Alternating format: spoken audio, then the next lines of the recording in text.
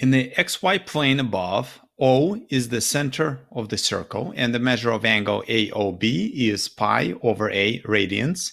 What is the value of A? If you face a problem like this, and for some reason you don't know where to begin, it should be a good first step for you to realize that there should be enough information in the problem for you to solve it. The only information that is explicit that we're provided is this point A that lies on the circle. And we're told that the coordinates are square root of 3 and 1.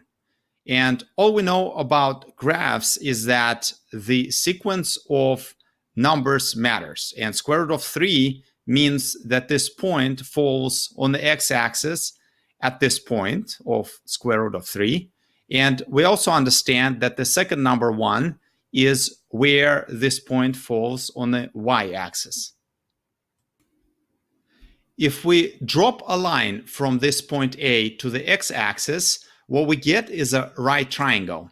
And if we take a look at it for a second, we can use the location of point A to come up with some numbers to fill up our triangle and see what we can do with it.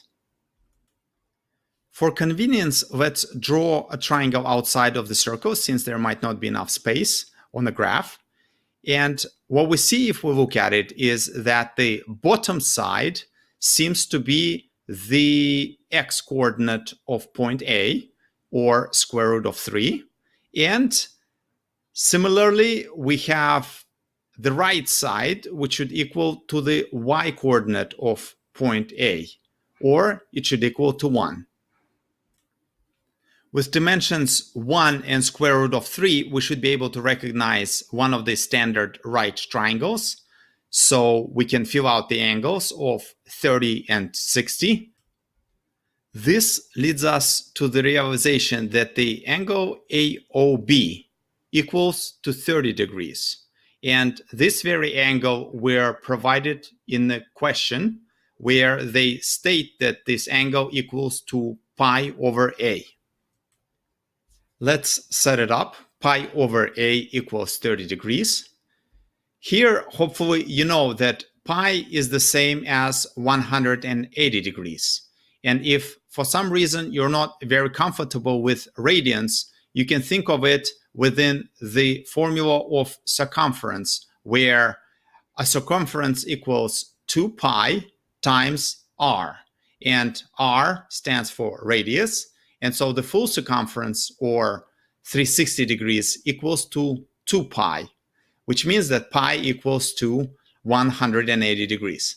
So let's plug it in. As a result, we have 180 degrees over A equals 30 degrees.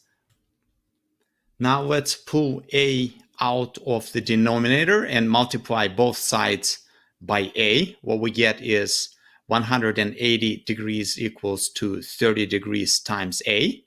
And now to isolate the A, let's push 30 degrees to the other side, and thus we'll divide by 30 both sides.